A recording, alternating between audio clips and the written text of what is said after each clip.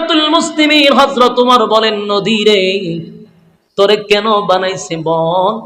আমাদের গোলামির জন্যই তো বানাইছে। তোর পানি দিয়ে আমরা সবজি করব, কৃষি করব, এই জন্য তোরে বানাইছে। আল্লাহ আমার গোলামি, আমাদের গোলামির জন্য তোরে বানাইছে।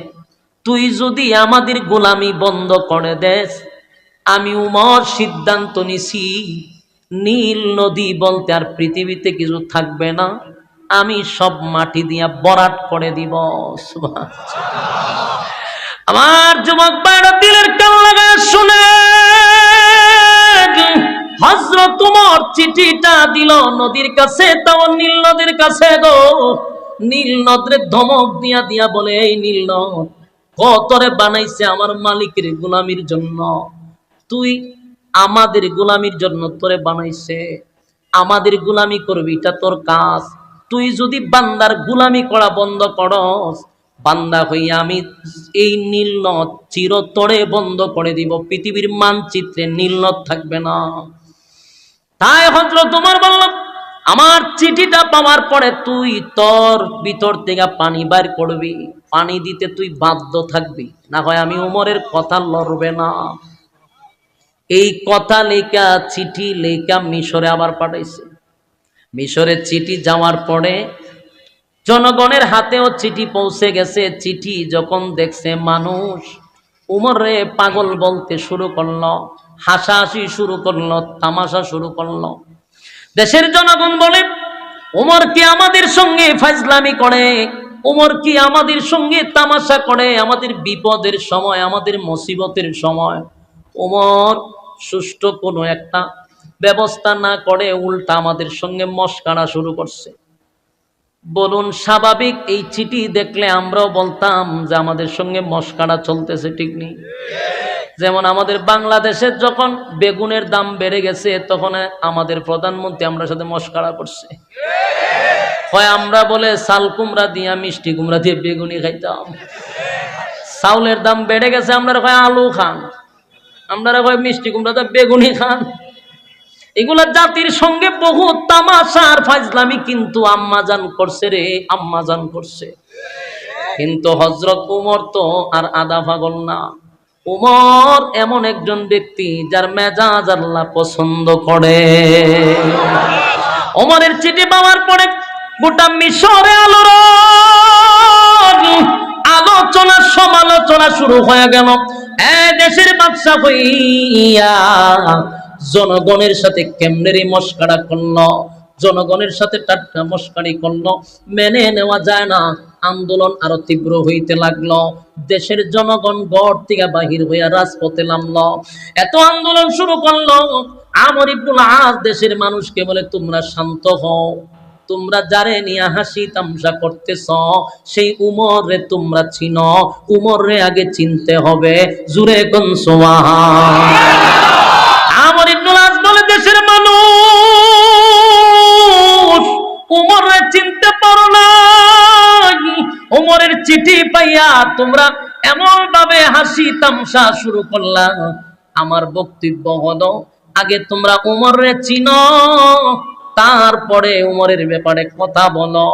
তোমরা এখন যে হাসি তামসা করতেছ, আন্দোলন করতেছ, যেহেতু উমর চিঠিটা নদীর কাছে দিছে, আমরা নদীর কাছে চিঠিটা পৌঁছায়া দেই, এরপরে দেখো না কি হয়, তারপরে তোমরা আন্দোলন করতা। কথা হয় না? আন্দোলন করবা তো পড়ে, আগে তো দেখো চিঠি দিয়া কি হয়। মানুষে কয় এটা কি ফাইজলামি, নদীকে আমরার কথা শুনবো, নদীকে মানুষের কথা শুনে। আমর ইবনুল আস বলে, হ্যাঁ অবশ্যই নদী উমরের কথা শুনতে বাধ্য। কেন বাধ্য? কারণ উমর নদীর মালিকের সাথে সম্পর্ক। আমার যুবক ভাইরা দিলের কান লাগায় শুনে, আপনি যদি মালিকের সঙ্গে সম্পর্ক করেন গো, তাহলে এই পৃথিবীর সমস্ত মাখলুকাত আপনার গোলামি করতে বাধ্য। সূর্য মানুষের গোলামি করে, চন্দ্র মানুষের গোলামি করে, গাছ মানুষের গোলামি করে, নদী মানুষের গোলামি করে রে। কারণ আল্লাহ বলেন, সমগ্র মাখলুকাত মানুষের গোলামির জন্য বানাইছি, মানুষকে বানাইছি আমি আল্লাহর গোলামির জন্য। মানুষ তুই যদি আমি আল্লাহর গোলামি করস, তাহলে আমি আল্লাহ তোদের ব্যাপারে অর্ডার দিয়া দিছি, মাখলুকাত তোর গোলামি করবে, তোর গোলামি করবে। মানুষ যখন আমার আল্লাহ ভুলে যায়, মানুষ যখন আল্লাহর গোলামি বন্ধ করে দেয়, মানুষের দাম থাকে না, মানুষের দাম থাকে না, জিনিসপত্রের দাম বেড়ে যায়। মানুষ তোমার কোনো দাম থাকবে না, কারণ তুমি মালিকের সাথে সম্পর্ক নাই, তাই মালিকের মাখলুকাত তোমার সঙ্গে সম্পর্ক নাই। তুমি যখন আল্লাহর গোলামি করবা, তখন মাখলুকাত তোমার গোলামি করবে। এটাই বাস্তবতা। আমর ইবনুল আস বলেন, এই মিশরের মানুষেরা, মাথা গরম করা যাবে না, কারণ ওমর নদীর মালিকের সাথে সম্পর্ক করছে রে। ওমর যদি নদীরে অর্ডার দেয়, নদী অর্ডার মানতে বাধ্য। সুবহানাল্লাহ। কারণ নদীর মালিকের সাথে সম্পর্ক কার? হযরত উমরের সম্পর্ক নদীর মালিকের সঙ্গে সম্পর্ক। তাই উমর যেহেতু নদীরে অর্ডার দিছে, নদী মানতে বাধ্য। আমর ইবনুল আস বলেন, চিঠিটা লইয়া দেশের জনগণ গেছে, দেখি আজকে কি হয়। আর না হয় আমর ইবনুল আসকে হত্যা করব, তারাও প্রস্তুতি নিছে, এই তামাশার জবাব আমরা তরবারি দিয়া দিব। এরকম ভাবে প্রস্তুতি নিয়ে গেছে। আমর ইবনুল আস চিঠিটা লইয়া নদীর কাছে গেল। নদীর মাঝখানে গিয়া চতুর্দিকে তাকায়া দেখে দেশের জনগণ তাকায় আছে আমর ইবনুল আসের কাছে, তরবারি লইয়া দাঁড়ায় আছে। যদি পানি না দেয়, আমর ইবনুল আসকে হত্যা করার প্ল্যান করছে। জনগণের সঙ্গে তামসা, জনগণের সঙ্গে ইয়ারকি মারা, এর প্রতিশোধ নেওয়ার জন্য তারা প্রস্তুত। আমর ইবনুল আস বলেন, আমি চতুর্দিকে তাকাইয়া চিঠিটা নদীর মাঝখানে শুধু রেখে দিলাম। রেখে আমি যখন সামনের দিকে আগাবো, আমি তাকায়া দেখি আমার পিছনে পানি দৌড়ায়, আমি সামনে দৌড়াই। চিৎকার দেয়া করি সুবহানাল্লাহ। একটা জবান বন্ধ রাখবেন, আল্লাহু আকবার। আরো জোরে করে আল্লাহু আকবার। এই ইমানের আওয়াজ দিয়ে বলেন আল্লাহু আকবার। হযরত ওমর আল্লাহর কথা শুনে,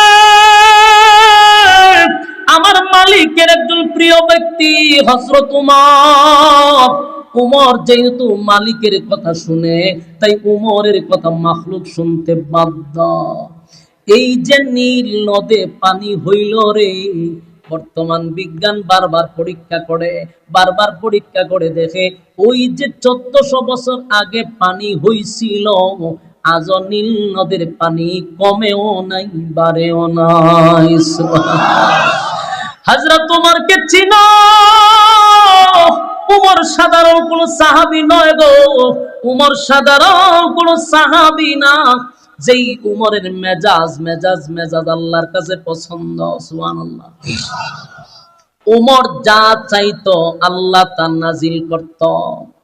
দেখি সাধারণ কথা, আয়াত নাজিল হয় নবীদের উপরে, আল্লাহর নবীর উপরে কোরআন আয়াত নাজিল হয়েছে। কিন্তু আশ্চর্যের ব্যাপার হলো 21টা আয়াত হযরত উমরের মেজাজ মতো নাজিল হয়। সুবহানাল্লাহ। বাড়ি গিয়া যুবক বাংলা, আমি শেষ কথাটা বলি, উমরকে চিনায়া আমার আলোচনা সামনের দিকে নিয়ে যাব। শুধু আরেকটা কথা, উমরের মেজাজ আল্লাহ পছন্দ করে। আরেকটা কথা শুনেন, আয়াত 21 জায়গায় নাজিল হয়েছে উমরের মেজাজ অনুযায়ী। সুবহানাল্লাহ। আল্লাহর পয়গম্বর যে সিদ্ধান্ত নিত, উমর যদি বলতো হুজুর এই সিদ্ধান্তটা আমার কষ্ট হয়, আসমানের দিকে উমর তাকায়া থাকতো, উমরের সিদ্ধান্ত অনুযায়ী আয়াত নাজিল করে দিত। আল্লাহর হাবিব কিবরিয়া, মক্কার সবচেয়ে বড়, মদিনার সবচেয়ে বড় টাটকা শয়তানের জানাজা পড়াইতে নবী গেছে। মুনাফিক, সবচেয়ে বড় মুনাফিকের জানাজার নামাজে নবী উপস্থিত হয়েছে। তামাম মদিনার অলিতে গলিতে, শহরে বন্দরে, সব জায়গায় খবর পৌঁছে গেছে। তোমরা শুনছ মদিনার সবচেয়ে বড় মুনাফিকের জানাজা নবী পড়াবে। এটা কেমনে রে মদিনার মানুষ মাইনা নিবে? কেউ মেনে নিতে পারলো না, কিন্তু নবী পড়াবে, এই জন্য বাধ্য হইয়া জানাজার মাঠে সবাই গেছে। উমরের কানেও গেছে, সবচেয়ে বড় মুনাফিকের জানাজা নবী পড়াবে। উমর তরবারি লইয়া গেছে, নবীরে নিষেধ করবে যে জানাজা পড়ায়েন না। নবীজির কাছে গেল। হযরত উমর পয়গম্বরের কাছে যাওয়ার পরে উমরের স্মরণ হয়ে গেল, আমি তো নবীরে নিষেধ করার কেউ না, আদেশ করারও কেউ না। আমি নবীরে আদেশও করতে পারি না, নবীরে নিষেধও করতে পারি না। আমার নবীরে আদেশ করলে আমার আল্লাহ করবে, নিষেধ করলে আল্লাহ করবে। তাই উমর সামনে গিয়া ব্রেক করলেন আর আগাইলেন না, বেয়াদবি হয়ে যাবে। কিন্তু উমরের ভিতরে বড় জ্বালা, যে লোকটার জানাজা নবী পড়ানোর জন্য প্রস্তুতি নিছে, লোকটা ভালো না, ভালো না। দেখতে ছিল বড় একজন পিসাব, নবীর পিছনে নামাজ পড়ত, মাথায় ফাগরি, লম্বা ফাগরি, দাড়িও লম্বা, আবার ফকরে মেসওয়াক। দেখলে বোঝা যায় জান্নাতের দরজাগুলো খালি বেরিয়ে আইছে। কিন্তু হে যে শয়তানের খারাজিল, কি আপনারে কে বুঝাইতো? এরকম নেক্সট সূরাতে দুকা দেয় লোক আছে না নাই? কথা বলেন না কেন? আমাদের সমাজে দেখবেন বড় বড় ফাগরি লাগাইয়া আপনার মুখ এক মেসওয়াক পকেটে রাখে, দাড়িও এই লম্বা, জুব্বাও আছে। কিন্তু এরা যে এত বড় আল্লাহর ওলি, কিন্তু এদের মূল কাহিনী হইল এরা মানুষ হত্যা করতে চায়, এরা রক্ত পিপাসু। এরাই হলো আব্দুল্লাহ ইবনে উবাই ইবনে সুলুল, ঠিক কিনা বলেন? যারা এত বড় দাড়ি আর টুপি লাগাইয়া ইসলামের নাম নিয়া প্রকাশ্যে মানুষের রক্ত খায়, এরা কোন সময় আর যাই হোক এরা আল্লাহওয়ালা হইতে পারে না। আমি মনে করি এরা আব্দুল্লাহ ইবনে উবাই ইবনে সুলুলের উত্তরসূরি। বাস্তব না বাস্তব? যতগুলা খুনি আপনারা দেখছেন সবগুলা খুনির মুখে দাড়ি। এক একটার বুজুর্গ গিরি দেখছেন নি, দাড়ি টাড়ি পাঞ্জাবি সবই আছে। এত বড় বুজুর্গ, কিন্তু মানুষের রক্ত তারা খাইতে চায়। এরা খুনি, এরা আব্দুল্লাহ ইবনে উবাই ইবনে সুলুলের উত্তরসূরি। এজন্য সমাজে সবাই আল্লাহর ওলি নয়, নেক্সট সূরাতেও মানুষকে ধোঁকা দেওয়া হয়। সাবধান করে দিলাম। আপনাদের হাতে পায়ে ধরে বলি, আপনাদের হাতে পায়ে ধরে বলি, আলেমদের বাহিরে পা ফালাইবেন না, আলেমদের বাহিরে জালেমদের সাথে হাত মিলাবেন না ইনশাআল্লাহ। বাংলাদেশে যে তাণ্ডব ঘটাইছে, এটা অত্যন্ত ঘৃণিত একটা কাজ তারা করছে, যেটা প্রত্যেকটা মুসলমানের কলিজায় আঘাত দিছে। যে ভাইগুলারে লইয়া এক প্লেট আমরা খাইলাম, একই সাথে চললাম, একই বিছানায় ঘুমাইলাম, আজকে এই সংঘর্ষ কারা বাঁধাইল? কারা আমাদের কাছ থেকে দূরে সরাইলো? মাঝখানে খেয়ে ঢুকলো, কেন বুঝতেছেন না? এটার গভীর এক ষড়যন্ত্র, এই উম্মতের মধ্যে ফাটল সৃষ্টি করার জন্য। এটা ভারতীয় কোন চক্রান্ত ছাড়া আর কিছু হতে পারে না। এরা চক্রান্ত করে করে আমাদের ভাইদেরকে আমার কাছ থেকে দূরে সরাইতে চাচ্ছে। যেই সময় গোটা পৃথিবীতে তাবলীগ জামাতের একটা সয়লাব ছড়ায় গেছে, প্রত্যেক জায়গায় এই জামাতের এত গ্রহণযোগ্যতা সর্বমহলে বেড়ে গেছে, তখন এই সিদ্ধান্ত এরা নিছে যে সর্বনাশ, এরা যেইভাবে কাজ করতেছে এইভাবে যদি চলতে থাকে, আগামীর বাংলাদেশ ইসলামের বাংলাদেশ। তাই মাঝখানে দিল ফাটল ধরায়। আপনারা ইতিমধ্যে দেখতে পাচ্ছেন যেই ধরনের দ্বন্দ্ব শুরু হয়েছে। আল্লাহ আমাদেরকে হেফাজত করুক, আমাদের এই ভুল থেকে আমাদের ভাইদেরকে আমাদের কাছে ফিরাইয়া দাও। ঘটনা কিতা, ঘটনাটা কিতা, লড়াচড়া করতেছে কিতা, কষ্ট লাগছেনি?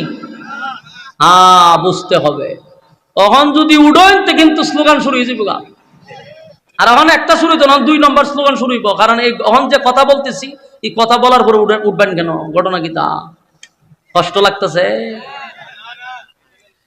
আমার কথাগুলা স্পষ্ট, অস্পষ্ট না। আমি তো এটাই বললাম যে একই প্লেটে আমরা খানা খাইলাম, এত মহব্বত, এত ভালোবাসা আমাদের মধ্যে ছিল, মাঝখানে খেয়ে ফাটল ধরাইল, মাঝখানে খেয়ে ফাটল ধরাইল। এদেরকে বাইর করতে হবে, তদন্ত করতে হবে। এই উম্মার মধ্যে কারা ফাটল সৃষ্টি করলো? আজকে তারা সন্ত্রাসী কায়দা, যেই হাতের মধ্যে টাকার কথা মিসওয়াক, এই হাতে তারা অস্ত্র নিয়ে ঘুরে। নিশ্চয়ই কোনো গভীর ষড়যন্ত্র অবশ্যই আছে। আমি আরেকটা, আজকে আসার সময়, আপনারা এখানে আসার সময় ফেসবুকে আমি যে কয়েকটা চ্যানেল সবসময় দেখি খবরাখবর শুনবার লেগে, এর মধ্যে একটা চ্যানেল হলো ফেস দ্য পিপল, না এরকম নামটা? হ্যাঁ, ফেস দ্য পিপল। এই চ্যানেলটা বাংলাদেশের প্রথম সারির গণমাধ্যম তেমনটা না, কিন্তু এটা এত আস্থা, মানুষের মনে এতটা আস্থা জন্মাইছে, ভালোবাসা জন্মাইছে, যে মানুষ এই চ্যানেলটার প্রতি একটা আস্থা বিশ্বাস রাখে। অনেকেই মনে হয় না আমরা শুনছেন, যারা শুনছেন এর কাছে গুরুত্ব কথাটা। তো আমি বলবো সাগর ভাইকে, এটার পরিচালক কিন্তু সাগর ভাই নাম, সাগর ভাইয়ের কাছে আমার একটা আবদার থাকবে। এদেশের 96% আলেম, হক্কানি আলেম ওলামারা আপনার এই চ্যানেলটাকে কিন্তু ফলো করে এবং আপনার কথাটাকে গ্রহণযোগ্য মনে করে, কারণ আপনি ন্যায়ের পক্ষে কথা বলছেন। বাংলাদেশে যখন 71 সময় টিভি ছিল, যারা নাটক করত নিউজ নিয়া, তখন আপনি সত্যের পক্ষে অনেক কথা তুলে ধরছেন। বাংলাদেশে যখন আমরা পত্রিকা দিয়া টিস্যু ব্যবহার করতাম, মানে এই পত্রিকার কোনো দাম ছিল না, সাংবাদিকদের কোনো কথার মূল্য ছিল না সাধারণ পাবলিকের কাছে, কারণ এর বাংলাদেশে বড় বড় ঘটনা ঘটতো, কিন্তু এরা নিউজ করতো না। নিউজ করতো কোন নায়িকা কতটার সময় বাথরুমে গেছে, কোন নায়িকা কখন কোন কালারের শাড়ি পরছে। এই সমস্ত নিউজ যখন শুরু হয়েছে, প্রথম সারির গণমাধ্যম, মানুষের আস্থা বিশ্বাস চলে গেছে, তখন আপনার এই চ্যানেল পেজ দ্য পিপলের প্রতি মানুষ ঝুঁকায়া পড়ছে। আপনি কিন্তু 16 কোটি নয়, প্রায় 20-25 কোটি মানুষের হৃদয়ে আছেন। তাই এমন কোন কাজ সাগর ভাই করবেন না যেন আপনার প্রতিও মানুষের আস্থা বিশ্বাসটা চলে যায়। আজকে দেখলাম একজন মেজর, উনি হয়তো বা রিটায়ার্ড পারসন, আগে সেনাবাহিনীর চিফ ছিল, উনাকে আনছে উনার টকশুতে। কথাগুলি মনোযোগ দিয়ে শুনেন, যদিও আমি প্রাসঙ্গিক আলোচনারও আইসা পড়ছে, আপনাদের মাথায় রাখা দরকার। উনি ছিল মেজর, বলতে সেনাবাহিনীতে আগে ছিল, রিটায়ার্ডে অথবা বাহিরে তাই না কই থেকে জানি না। উনার আনছে উনার এই পেজ দ্য পিপলের টকশুতে আনছে, আনার পরে তাবলিগ সম্পর্কে ওনাকে জিজ্ঞাসা করতেছে। আমার একটা কথা সাগর ভাই, আমি হুজুরকে যদি টকশুতে বসায় বলেন, হুজুর বিল্ডিংটা কিভাবে বানাইবো, কত বস্তা সিমেন্ট লাগবে, কতটা রড লাগবে, আমার বাম্বু দিলে আমি পারবো বলতাম? আমারও যদি কেউ টকশুতে বসায় হুজুর বিল্ডিংটা করতে কয়টা রড লাগবে, কয়টা সিমেন্ট লাগবে, তো এটা হাম্ম কিনা, বোকামি না, মাতলামি না, ফাজলামি না, হতাশা না? আমি যেই ব্যাপারে আমার জ্ঞান নাই, ধারণা নাই, সেটা আমাকে জিজ্ঞাসা করা একটা ফাজলামি ছাড়ার কিছু না। আপনি মেজর সাহেবকে আপনি বসাইছেন, এই ফজলুর রহমান না কি জানেন, আমরা আমার স্মরণ আসতেছে না, ফজলুর রহমান, উনারা আপনি টকশুতে বসাইছেন। আপনি দেশ নিয়ে কথা বলেন, বর্তমান পরিস্থিতি নিয়ে ওনার সাথে জিজ্ঞাসা করেন, কারণ উনি একজন সেনাবাহিনী ছিল, দেশের ব্যাপারে ওনাকে কথা বলেন, দেশপ্রেমিক উনি, আমি জানি। কিন্তু উনাকে আপনি জিজ্ঞাসা তাবলিগের ব্যাপারে, এটা হাস্যকর, এটা ফাইজলামি, এটা ইত্রামি ছাড়ার কিছু না। সাগর ভাইকে স্পষ্ট বক্তব্য দিতে চাই, আপনাকে আমরা কলিজা দিয়ে ভালোবাসি। বাংলাদেশে কয়েকজন সাংবাদিকরা আমরা গণায় ধরি, এর মধ্যে সাংবাদিক ইলিয়াস, পিনাকি ভট্টাচার্য আর সাগরকে আমরা মহব্বত করি। আপনাদের নিউজ দেখার জন্য আমরা অপেক্ষায় থাকি, কিন্তু আপনারা যদি জাতির সাথে ফাইজলামি আর ইত্রামি করেন, এদেশের মানুষ কিন্তু টিস্যুর মতো ফালাইতে সময় লাগবে না। আপনি একজন আলেমকে যদি জিজ্ঞাসা করেন যে রাস্তা কিভাবে বানায়, এটা যেমন ফাজলামি। একজন জেনারেল, উনি রিটায়ার্ড পারসন, হযরত উমর গড় গিয়া একার দাঁড়ালো, একটা তরবারি লইছে, লইয়া দুটোটা সামনে হারিয়েছে, হারিয়া কয়, তুই নিজের দাবি করস মুসলমান, আমার নবী বিচার করে দিল, রায় দিল ইহুদিরে, তুই তোর পছন্দ হইছে না, আমার কাছে আইছ বিচারের সমাধান দিবার লাগে, তা আমার বিচারের রায় কি জানোস নাই? একবারে তরবারি এটা লইয়া কথা কইবার আগে একটা সেদ মারছে, এক সেদের কল্লা মাথাটা 10 হাত দূরে পড়ছে। যদি তার ইমানি জজবা ভিতরে থাকে, জজবা যদি থাকে, তাহলে কোরআনের শব্দ শোনার পরে সে আর থাকতে পারবে না, অটোমেটিকলি গর্তের থেকে বাইরে আসবে। কিন্তু যদি জজবা না থাকে, যতই এর খানের মধ্যে কোরআন তেলাওয়াত করেন, খামার দোকানের মতো তেলাওয়াত করতেছে না, বাইরেতেছে। তো 1 নম্বর হলো জজবা থাকতে হবে। আমি এক্সাম্পল প্রায় সময় একটা বিষয় নিয়ে দিই সহজে বোঝার জন্য, যে সাপুরিয়ারা যখন সাপ ধরার লেগে বাঁশি বাজায়, এরা জিগাইবেন যে বাঁশিটা বাজাস করে, তখন কয় যেটা বাজাইলে পরে গর্তে কোনো বিষাক্ত সাপ থাকে না, এটা সুর শুনলে মাথা লইয়া যায়, তখন গর্তের থেকে বাইরে আসে, এই জন্য বাঁশি বাজাইতে থাকে। তা আপনাদের এই গাজীপুরা মনে করেন সাপুরিয়া আসছে, আইসা গর্তের কাছেই বৈশা বাঁশি বাজাইতেছে, জনমের বাঁশি বাজাইছে, এক পর্যায়ে বেচারা ক্লান্ত হইছে, কিন্তু সাপ তো আর বাহির হয় না। ঘটনা ঘিরে সাপ বাহির হয় না গেলে রাগের ছুটে কুদাল একটা লইছে, লইয়া গর্ত খনন করছে, কইরা ভিতরে গিয়ে দেখে দুইটা আছে, কিন্তু চুপ করে বই রয়েছে, লড়েও না। তখন সাপুরিয়া বাইরে আয়া কয়, কিয়ামত পর্যন্ত যদি বাঁশি বাজায় এই দুই সাপ বাইর করা সম্ভব না। মানুষের জিজ্ঞাসা ঘটনা কি? তা বলে ঘটনা হইলো একটা দুরা, একটা মাইটটা দুরা। যখন দুরার মাইটটা দুরারে যতই বিনবাজি বাসান, বিনবাজি যতই বাজান, বাইরিব কেড়ে বিষ নাই, আসলে কাজ করে না। এই জন্য শুনে ঠিক, লড়েও না। ঠিক কোরআনের আওয়াজ শুনলে মুমিন যারা ইমানের জজবা আছে, এরা এই ঘরের ভিতরে থাকতো না, পাগল পাগল হয়ে চলে আসবে। আবার কিছু মানুষ কোরআন শুনে লড়েও না, কোরআন শুনে ঠিক লড়েও না, দুরা সাপের মতো, মাইটটা দুরার মতো লড়েও না, কারণ শরীরে কাজ করে না। কথা না, কোরআনের আওয়াজ দিয়ে শুনে শরীরে কাজ করে না, সব শরীরের পার্টস যা আছে সব ধ্বংস করে দিছে।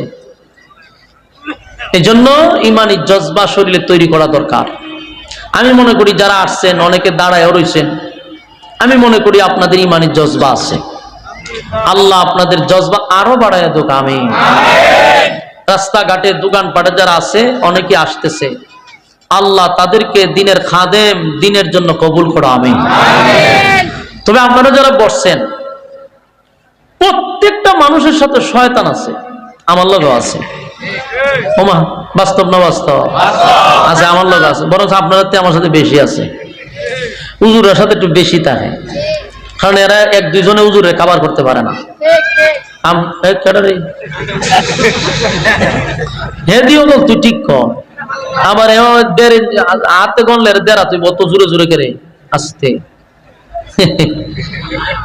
হুজুরের সাথে শয়তান আসেনি, আপনার থেকে বেশি, দুই চারটা বেশি আমরা পিছনে একটা লাগায় রাখে। কারণ হইলো এক দুইজনে পারে না, আপনারা যেইভাবে সাইজ করতে পারে এইভাবে আমরা সাথে পারে না। তো শয়তান আছে, তো শয়তান যতগুলো আছে প্রত্যেকটা মানুষের সাথে। আপনারা যেখানে বসছেন, কোরআনের কথা শুনবেন, এটা কি তার ভালো লাগতেছে? শয়তান আমাদের প্রকাশ্য দুশমন।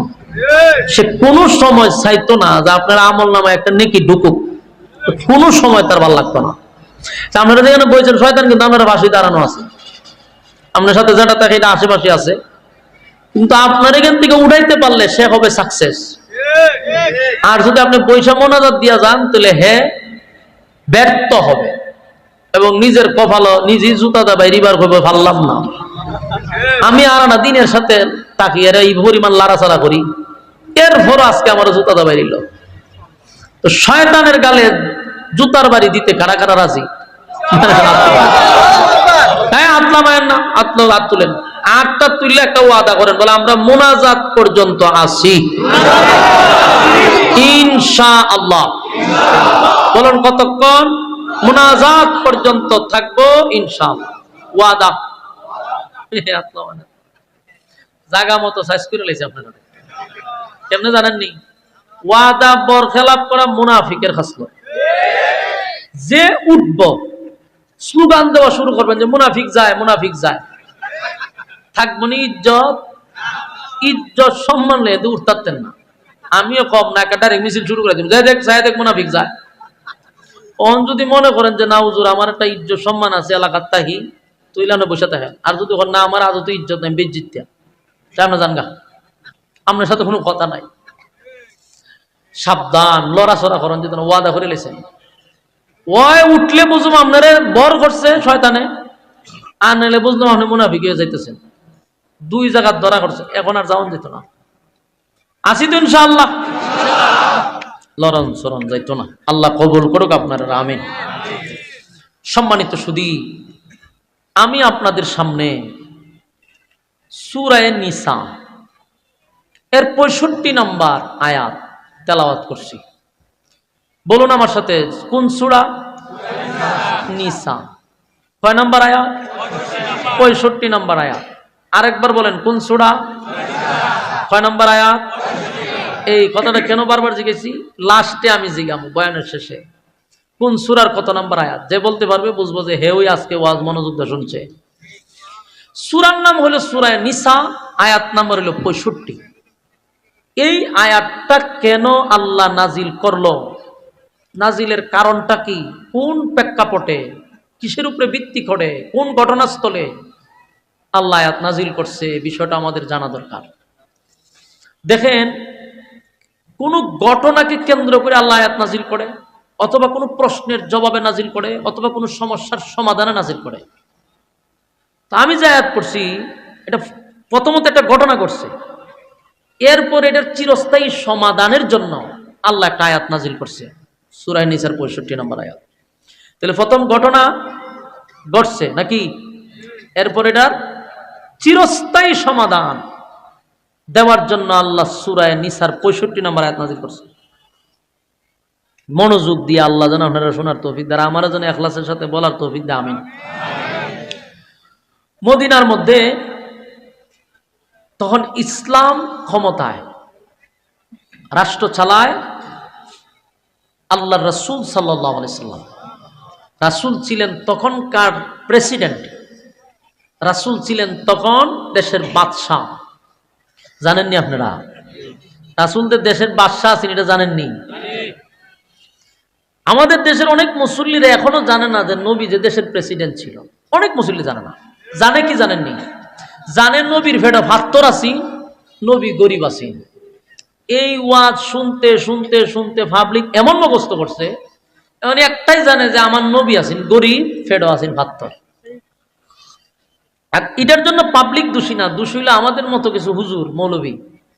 মৌলবী হারারা জীবন ওয়াজ করছে খানো দুইরা, নবী গরিব আছেন, ফেডো ভাত্তর আছে।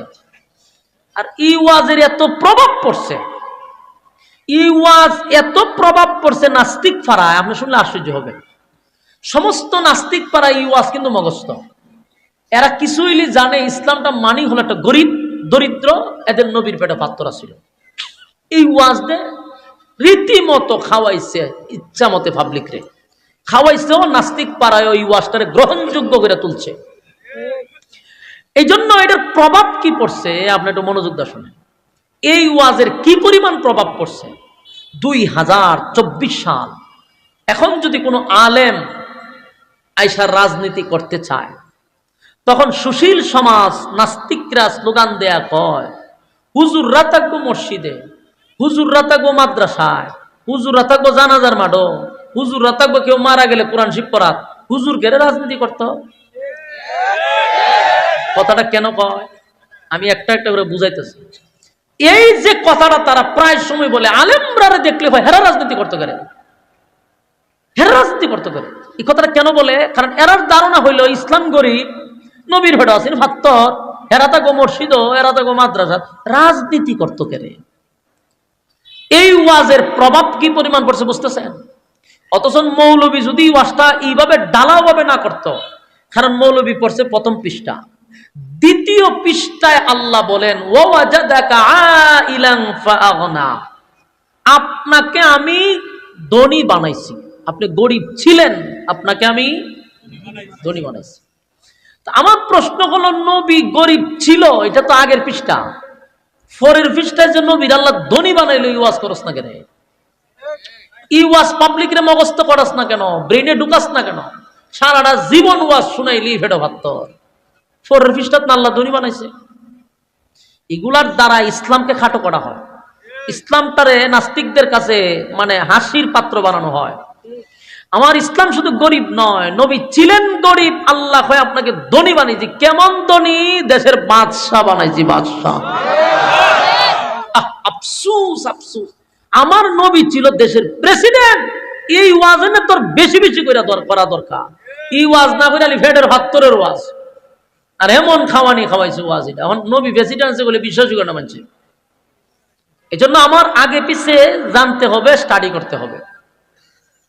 24 সালে আলেমরা ওয়াজ করতে গেলে, রাজনীতি করতে গেলে হয় রাজনীতি ভাইসত কই। এখন এরারে মন রাখ হয় কিতা। আমার তো মাঝে মধ্যে মনে হয় খাঁচা কঞ্চি দিয়ে গণ্যা আধা ঘন্টা বাইরে নি, এর নিচে বাইরে নিয়ে যাইতো না। এটা বুঝানি দরকার যে তুই যে আমাদেরকে বলস, আলেমদেরকে বলস রাজনীতি কোথায় পাইছি। আমার প্রশ্ন হলো, রাজনীতি তোরা কই পাইছস? তোরা রাজনীতির কই পাইছস?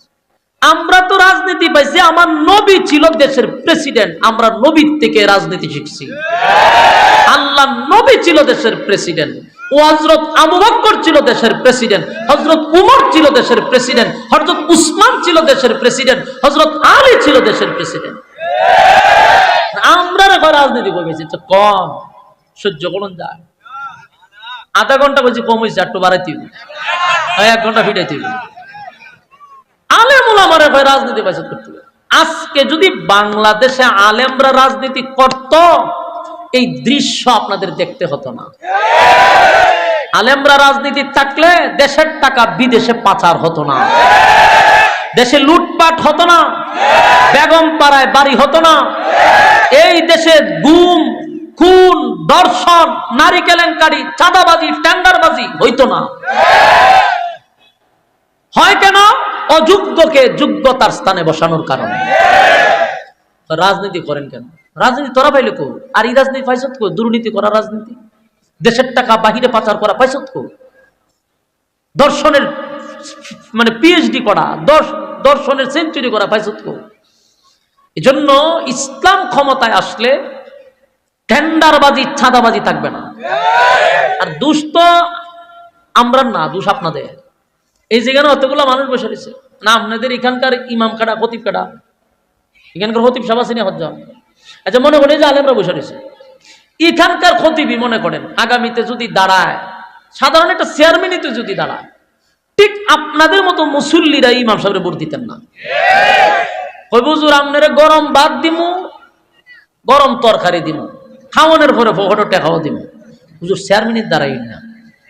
মানে রাজনীতি হুজুর বুঝে না, এটা আর মাইন্ডে ঢুকাই দিছে। হয় আমরা রাজনীতি বুঝতেন না। 30 পারা কোরআন বুকে ঢুকাই দিল, এটা বুঝতে পারলো। 30 পারা কোরআনের ব্যাখ্যা আলেমরা করতে পারে, লক্ষ মানুষের সামনে কথা বলতে পারে, আর হুজুর বুঝি 1.5 টাকার রাজনীতি বুঝে না। মূল ঘটনা এখানে না, ঘটনা হলো হুজুর যদি দাঁড়ায় যায় চেয়ারম্যানের, তাহলে এই এলাকার যেগুলা আছে ফাতি নেতাগুলি চিন্তা করবো, হুজুর যদি চেয়ারম্যানের দাঁড়ায় তা আমি গম চুরিটা কেমনে করবো, আমি বিধবা মহিলাদের টাট্টি কেমনে আমি খামো, লেফটিন যে দেয় বাতাইটি শুধু খেলা খেলা ইউনিয়ন অফিস। আমি একবার গিয়া দেখি আপনার ওই যে কি কয় চৌকিদারের সাথে 2 মহিলা লাগছে ঝগড়া। অনেকক্ষণ দেখতে দেখতে আমি চৌকিদার রেখে গেলাম যে ঘটনাটা কি তা কইনি, কইলাম আপনার যে সরম সরম, আমি সরম রে হইনা লই হয়। এই মহিলার 2টা লেফটিনের নামে বরাদ্দ ছিল, আজকে 15 দিন ধরে আয়, কিন্তু লেফটিন নাই। তুমি লেফটিনটা গেল কই? চেয়ারম্যান না খাইলিছে। তা আমি সেপ পালাইছি, আমি সি সি সি রুচির মধ্যে এরকম কুত্তায় প্রস্রাব করলে লেফটিনও খায়। খাইছত রাস্তাঘাটের ইট বালু খাইছত, খাইলা রোডের বদলা বাজ দিছ, তাও দে লেফটিন খাস কেমন? এত নিছিলাম সে। আর এই 2 বিধবা মহিলা এমন জকরা চৌকিদার মাইরি লইব বাইরিয়া। ওই 15 দিন আগে আমার নাম আনলে, লিস্টি আনলে, পাশের বাড়ির মহিলা লেফটিন ভাইলা, আমি ভাইলাম না কেন? উনি মহিলারও তার চৌকিদারে কইতা না খাই লিছে, আমার কাছে কইছে কৌজোর খাই লিছে। ওই বেটির খাইছে 2টা, আর গ্রামের খাইছে আরো 2টা। ওইভাবে আর 10টা এরা খায় প্রত্যেক বছরই। এর মধ্যে কপাল খারাপই 2 মহিলার, আর মহিলাও খুব ডেঞ্জারাস, অন্য মহিলারা তো খবর লয় না। এই 2 মহিলা চৌকিদারের খাবার বইলা লাইতেছে লেফটিন দে আমার। যে কোন তো ইউনিয়ন অফিসে যদি একজন আলেম দাঁড়াইতো, এই মহিলা লেফটিন ঝগড়া করতো? এই খাচ্ছতের কারণে আলেমরারে রাজনীতির ঢুকায় না। আপনারা ঢুকলে আমরা সাদাবাজি করুম কেমনে, টেন্ডারবাজি করুম কেমনে? মূল ঘটনা এখানে। আপনাদের কাছে বলি, বিবেকের কাছে প্রশ্ন রাখি, বহু বাংলাদেশ দেখছেন, এবার ইসলামের বাংলাদেশের জন্য অপেক্ষা করেন। সবগুলা দেখা শেষ। সোনার বাংলা দেখছি, রূপার বাংলা দেখছি, নৌকার বাংলা দেখছি, দানের বাংলা দেখছি, লাঙ্গলের বাংলা দেখছি, মাগার সব বাংলা দেখা হয়েছে, ইসলামের বাংলা দেখি নাই। এবার ইসলামের বাংলার জন্য প্রস্তুতি নেন ইনশাআল্লাহ। সম্মানিত সুধী, তো আমার রাসূল ছিল দেশের প্রেসিডেন্ট, এটা আপনাদের মগজে ঢুকাই দেন, এটা যেন সারা জীবন মাথায় থাকে। রাসূল দেশের প্রেসিডেন্ট ছিল, খালি ফেটে ভাত্তর ছিল না, দেশে প্রেসিডেন্ট ছিল, দেশ চালাইছে রাসূলে। তখনকার ঘটনা, এক ইহুদি ব্যক্তি আর এক নামদারি জুব্বাওয়ালা দাড়িওয়ালা পাঞ্জাবিওয়ালা মুসলমান, দেখতে মাশাআল্লাহ মক্কার ইমাম, কিন্তু শয়তানের পুরা হারা জিলফি। এরকম একটা লেবাসদারি লোক হে আয়া কইতাছে, দুই ব্যক্তি ইয়াহুদি আর নামদারি মুসলমান ব্যক্তিটা দুইজনেই এমন ঝগড়া লাগছে একটা পণ্য নিয়া বোতল লই মনে করেন একজনে টানে এটা আমার হ্যাঁ কয়টা দূর আমার আমার কইলে কি দরবার শেষ হইব নি তো সকালবেলা একজনে বাজারে যায় আর দেখছে দুইজনে খুব ঝগড়া করে বিকালে কইল ভাই সারাদিন ঝগড়া করলেন বিচার তো শেষ হইল না তা আপনারা একটা কাজ করেন মাল একটা দাবি হইলো দুইজনের এটা শেষ হইতো না মরার আগেও আপনারা একজন বিচারকের শরণাপন্ন হন বিচারকে যে রায় দিব এটা মান্যা বাড়ির যান তো দুই বলো দেখো কথা তো ঠিক সারাটা দিন ঝগড়া করলাম কেউ তো নিতে পারলাম না বিচার তো করা দরকার ইয়াহুদি ব্যক্তি এটা কইল যে বাইরে বিচার যে করতি বিচারক কে মুসলমান ব্যক্তিরা দায়িত্ব দিছে তুই কোন বিচারকের মাধ্যমে বিচার করাইবি এ চিন্তা করছে আমি যেহেতু মুসলমান বিচারটা যদি নবীর কাছে লইয়া যায় তো রায় তো আমি পাবো হয় ঠিক আছে চল আমরা নবীর কাছে বিচার লইয়া যাবো ইয়াহুদি রাজি দুইজন রাসূলের সামনে গিয়ে হুজুর সকাল থেকে বিকাল ঝগড়া হয়েছে এখন সমাধান হয়েছে কি সমাধান মাল এটা আমার কিন্তু ইয়াহুদি কয়টা হের ইয়াহুদি কয় না হুজুর এটা আসলে আমার হে কয়টা হের রাসূল কয় বুঝতে পারছো এটা তো আর এইভাবে হইতো না এটার একটা সুষ্ঠু তদন্ত নেওয়া দরকার তদন্তের মাধ্যমে জানতে পারবো আসলে মালটা কার এটা তার সাধারণ বিচার করলে হইতো না বাংলাদেশের 16 বছরে যে বিচার হয়েছে বিচার করলে চলবো সেপ দিয়া কোনো সময় লেপ দিয়া চলবো নি এটা তো তদন্ত করা দরকার রাসূল এটার তদন্ত করতেছে সুষ্ঠু তদন্তের মাধ্যমে বাইরে আইছে মালটা আসলে ইয়াহুদি ব্যক্তির এটা মুসলমানের না তখন মুসলমান ব্যক্তিরা কইলে করে গায়ের জোর দেখায় লাভ নাই তদন্তের মাধ্যমে বাইরে আইছে মাল এটা ইয়াহুদির তুই কেন মাঝখানতে ঝগড়া করস মাল এটা হেরে দিয়ে রায় দিস ইয়াহুদিরে রায় দিয়ে দিস ইয়াহুদি এই ফুলা ফান্ডিরে দৌড়ে দেন স্যার আনালে দৌড়ে লইতে ঝগড়া লেগেছে দৌড়ে না দুন্ডারও দৌড়ে না আমাদের কত বড় সুতান আবার এখান দেয় আমাদের দৌড়ে লই ভরেন টাইম নাই স্টেজ যাতাযাতি লেগেছে হ্যাঁ কথা না কই আপনার ভলান্টিয়ার কোথায় এদিকে যান এই 3টা ফুলা ফান্ডিতে দৌড়াই দেন কেউ নাই একটা মানুষ উঠছে না যারা দৌড়াই দিব মনোযোগ নষ্ট হয় একটা ধ্যানে কথা বলা ভালো আচ্ছা এইদিকে তাকান এখন শুনেন রায় দিছে কারে এই মাশাআল্লাহ মনোযোগ আছে ইয়াহুদি বাড়িতে লয়ে গেছে মা রাস্তার মধ্যে গিয়া চিন্তা করছেন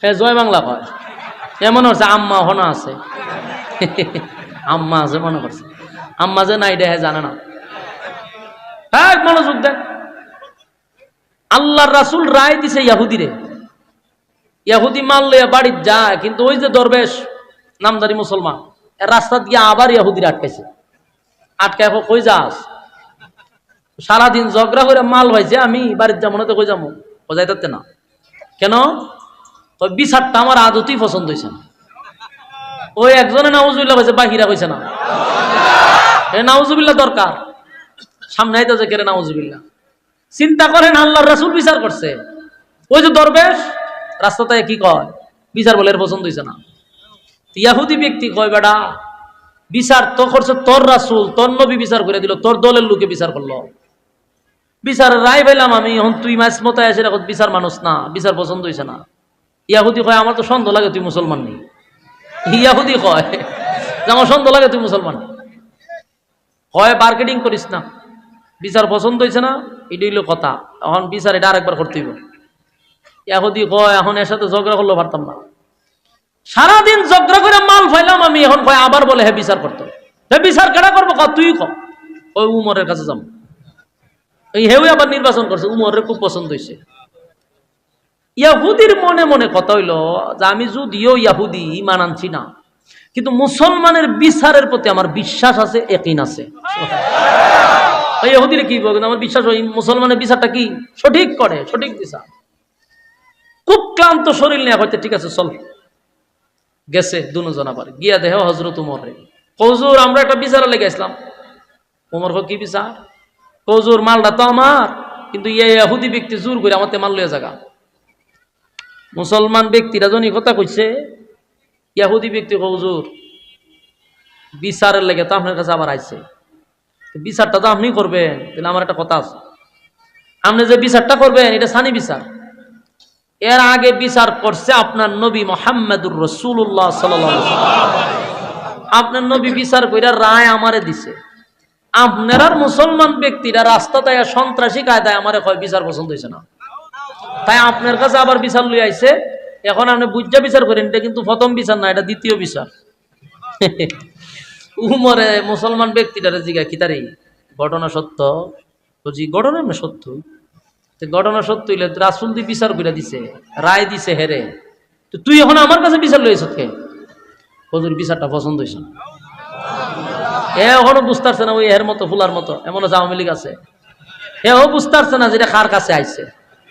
উমর যে কি জিনিস এটা এখনো বুঝতে পারছে না, নতুন একবারে নতুন ঈমান আনছে, এই যে নতুন মুসলমান বুঝতে পারছে না উমর কি জিনিস। উমরের দ্বারা হয় নবীর বিচার পছন্দ হয়েছে না। উমরের শরীরের রক্ত গরম হয়ে গেছে, কালার চেঞ্জ হয়ে গেছে চেহারা। উমরে কয় আচ্ছা তা আমার কাছে কেন আইছ? কামনে বিচারটা করে দিলে আমার পছন্দ হইব, আমি বিচার করলে পছন্দ হইব। কজি ঠিক আছে, দাঁড়ায় থাক, লড়িস না। এটা হলো উমরের বিচার। একটা সেট মারছে, কল্লা উড়াইছে, কই দিল আমি উমরের বিচার। নবীর বিচার পছন্দ হয়েছে না, আমার দ্বারা আমার বিচার হইল এটা। উমরে কিন্তু কথা কইবার আগে হাত চলতো বেশি, উমর কথা কইতো কম, কাজ করতো বেশি। সাথে দিয়ে হুদি দাঁড়ায় আসিন, নিচে দিয়ে দুই রাস্তা আছেন, দুনো রাস্তা সারা শুরু করছে, কাপড় চুপড় সব বড়াই নিছে। এইভাবে কাঁপতেছে। উমরে যে তুই কাপড় করে কখন কি আমারে মারবে, তোরে ধরতাম না সইতাম না, তুই মারলো বাড়ির যা। হেতে তো জীবনের লেগে বাচ্চা, কারণ এর সামনে একটা কল্লা উড়াই লিছে, কাঁপা শুরু করছে, দৌড় মারলো, এখন সব বনাস। উমরের কাছে কাছে বিচার লই একটা জায়গা মতো দিছে সাইজ করে, ইয়াহুদি মারলো বাড়ি। ঘটনা তো শেষ হয়ে গেছে গা, মূলত ঘটনা কিন্তু শেষ হয়েছে না, ঘটনা এখন খালি শুরু হয়েছে। না আপনারা শোনার ধৈর্য থাকলে আমি কইতে পারবো, ঘটনা খালি শুরু হয়েছে, এতক্ষণ খালি আমি ভূমিকা কইছি, ঘটনা শুরু। উমর যারে হত্যা করছে শেষ, কিন্তু শেষ না, ঘটনা এখান থেকে শুরু হয়। যারে হত্যা করছে তার আবার ভাই আছে, আত্মীয় স্বজন আছে, এরায়া দেহে তার বাইরে কল্লা উড়ালিছে। কে মারল? উমর। কোন কারণে মারল? এই কারণে মারল। আত্মীয় স্বজন দলে দলে রাসূলের কাছে গেছে, রাসূল তখন প্রেসিডেন্ট। রাসূলের কাছে গিয়া প্রথম প্রশ্ন করছে, হুজুর একজনের বিচার আপনি কইরা দিচ্ছেন, তার যদি বিচার পছন্দ না হয়, সে অন্য জায়গায় যদি বিচার নিয়ে যায়, এটা কি ইসলামিক আইন অনুযায়ী কোনো অপরাধ? রাসূল কয় না, এটা কোনো অপরাধ না, বিচার একজনের পছন্দ না হইতে পারে। এখন এরা তাইলে আপনি বলেন আমার ভাইয়ের বিচার আপনি করছেন, তার পছন্দ হয়েছে না, বিচার লয়ে গেছে উমরের কাছে, উমর কেন আমার বাইরে হত্যা করত? তাহলে তো উমর নির্দোষ মানুষকে হত্যা করছে। ঘটনা ঘটছেনি, হেরা মামলা করে দিয়েছে উমরের নামে, হত্যা মামলা। কি মামলা? হত্যা মামলা। হত্যা মামলা যে কইছি, দেখেন একজনের শরীরে কোনো হিট আইছে না, কারণ বাংলাদেশের হত্যা মামলা দেখতে দেখতে এরা এটা কোনো বিষয় মনে করে না। বাংলাদেশে হত্যা মামলা 7টা কোন করলে কোনো অসুবিধা নাই, জোড়া কোন করে জেলা যায়, আবার কদিন পরে বাইরে আয় করে। এই কারণে আপনারা শরীরে লারা খাইছে না। এটা ইসলামিক আইন অনুযায়ী বিচার, হত্যার বদলা হত্যা। বলুন ইসলামের আইনে কি? হত্যার বদলা হত্যা। এটা বাংলাদেশ না, বাংলাদেশের বিচার তো আমরা দেখছি 16 বছর, 7 কোন 8 কোন করলে অসুবিধা নেই, যদি এটা দলের লোক হয়। রাসূল সাল্লাল্লাহু আলাইহি সাল্লাম তখন দেশের প্রেসিডেন্ট, বিচার তো ইসলামিক আইনে। হত্যা মামলা দিছে, তার মানে উমরকে হত্যা করতে হবে। ঘটনা তো বহু দূর গিয়া ঘটছে, সারা মদিনায় লারা হয়ে গেছে। উমর একটা নির্দোষ মানুষকে হত্যা করছে।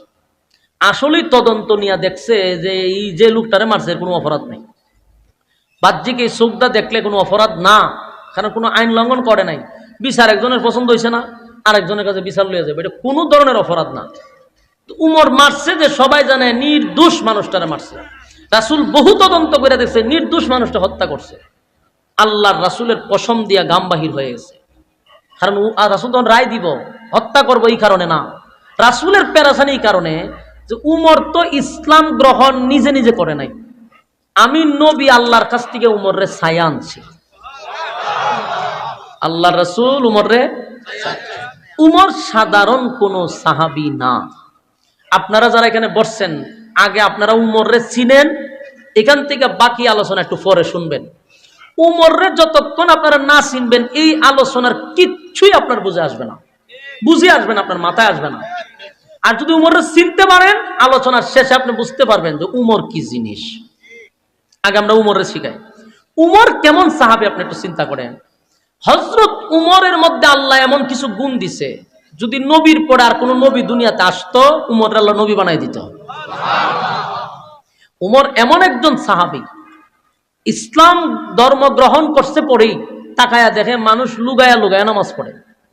উমর জিজ্ঞাসা করলো, হুজুর ঈমান আনছি এক আল্লাহর উপরে, আল্লাহর হুকুম পালন করব জমিনে, বাধা কিসের? যেমন দেখছেন না আগে আমরা ওয়াজ মাহফিল করতে গেলে থানায় থাকতেই সারাদিন থাকতেইছে, থানার মধ্যে সারাটা দিন বসে তেমন লাগছে।